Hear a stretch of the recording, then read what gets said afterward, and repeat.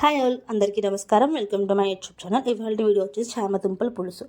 So దానికోసం 1/2 kg చామదుంపలు, 3 medium size onions, 5 పచ్చిమిర్చి, కొంచెం కరివేపాకు, ఒక పెద్ద నిమ్మకాయ సైజ్ అంత చింతపండుని నానబెట్టుకోండి వాటర్లో వేసేసి. ఇప్పుడు చామదుంపల్ని మంచిగా ఉడకబెట్టుకొని పీల్ చేసుకొని ముక్కలుగా కట్ చేసుకొని పక్కన పెట్టుకోవాలి. అలాగే ఆనియన్స్, పచ్చిమిర్చి కట్ చేసి పక్కన పెట్టుకోండి. ఇప్పుడు స్టవ్ వెలిగించి కడాయి పెట్టి, కడాయి హీట్ అయిన తర్వాత ఆయిల్ వేయండి. ఆయిల్ వేసాక ఆయిల్ హీట్ అయ్యే వరకు ఆగండి. ఆయిల్ హీట్ అయిన తర్వాత మనము తాలింపు గింజలు అవన్నీ వేసుకొని నేను చూపిస్తాను. సో ఈ పులుసు ఏంటంటే టేస్ట్ చాలా బాగుంటుంది. మీరు టేస్ట్ ట్రై చేసి కమెంట్ సెక్షన్లో మెన్షన్ చేయండి ఎలా వచ్చిందా అని చెప్పి. ఇది కూడా మా అత్తయ్య రెసిపీ. సో ఆయిల్ హీట్ అయిన తర్వాత ఇందులో కొంచెం ఒక 10 నుంచి 12 వరకు మెంతులు. సో పులుసులో ఇలా మెంతులు వేసుకుంటే పులుసులో టేస్ట్ అనేది చాలా బాగుంటుంది. సో ఇదొక టిప్ అనమాట. సో మీరు ఖచ్చితంగా ట్రై చేసి ఎలా వచ్చిందో నాకు కమెంట్ సెక్షన్లో చెప్పండి. ఇంకా మీకు ఏదైనా పాత రకం వంటలు కావాలంటే నాకు కమెంట్ సెక్షన్ చెప్పండి, నేను మా అత్తయ్యతో చేసి చూపిస్తాను. నార్మల్గా మనం చామదుంపలతో ఫ్రై అలా తెలుసు, కానీ మనకి పులుసు చాలా తక్కువ మంది చేసుకుంటారు. ఇలా కూడా మీరు ట్రై చేసి చూడండి, టేస్ట్ అనేది చాలా బాగుంటుంది. సో ఇప్పుడు ఈ మెంతులన్నీ వేగిన తర్వాత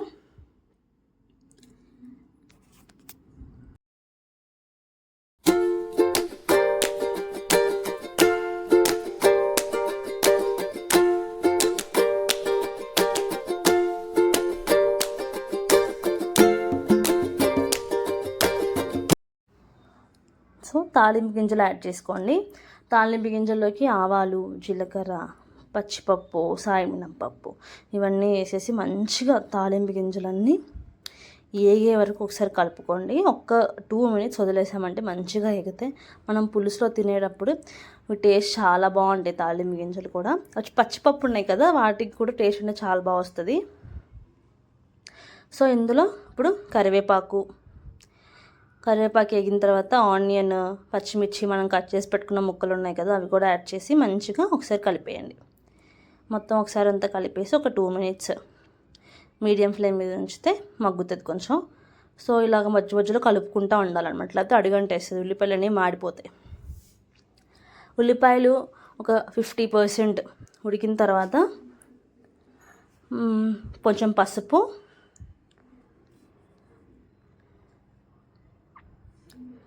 యాడ్ చేసి మంచిగా ఒకసారి మిక్స్ చేసుకోవాలి. మనము కట్ చేసి పెట్టుకున్న చామదుంప ముక్కలు ఉన్నాయి కదా, అవి కూడా యాడ్ చేసేసి మంచిగా మిక్స్ చేసేసుకోవాలన్నమాట. ఇందులోనే కొంచెం సాల్ట్ అవన్నీ యాడ్ చేసుకోవాలి. ఇంకొకటి ఏంటంటే కొంతమంది పులుసు లాస్ట్లో ఇంకా అయిపోయింది, ఇంకా దించేస్తామన్నప్పుడు కొంచెం బెల్లం ముక్క యాడ్ చేసుకుంటారు. ఎవరికైతే తీపి ఫ్లేవర్ నచ్చుతుందో వాళ్ళు యాడ్ చేసుకోవచ్చు.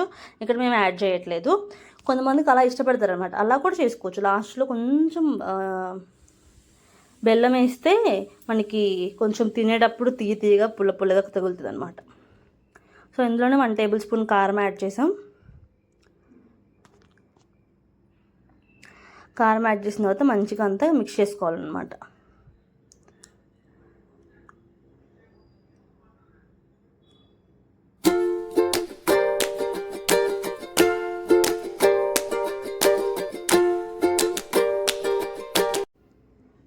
చింతపండు పులుసు యాడ్ చేసుకొని సార్ మొత్తం అంతా కలిపేలాగా ముక్కలకంతా పట్టేలా కలిపేయండి.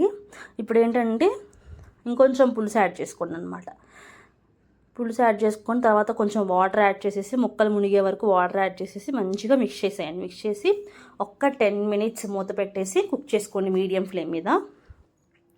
సో 10 minutes తర్వాత కుక్ అయిన తర్వాత ఏం చేస్తారంటే మూత తీసేసి ధనియా పౌడరు, 1 spoon ధనియా పౌడర్, 1/2 spoon జీలకర్ర పౌడర్ ఇవన్నీ యాడ్ చేసి మంచిగా మిక్స్ చేసుకోండి. మిక్స్ చేసుకున్న టేస్ట్ చూడండి, సాల్ట్ కానీ పులుపు కానీ ఏదైనా ఎక్కువైంది తక్కువైంది అనిపించినప్పుడు మీకు టేస్ట్కి తగినట్టు అన్నీ యాడ్ చేసుకొని మంచిగా ఒకసారి మిక్స్ చేసేసుకొని 2 minutes ఉంచితే మన కర్రీ అనేది రెడీ అయిపోతుంది అనమాట. సో మీరు ఈ కర్రీ ఇంట్లో ట్రై చేసి ఎలా వచ్చిందో నా కమెంట్ సెక్షన్లో చెప్పండి. Thanks for watching. Please like, share, subscribe.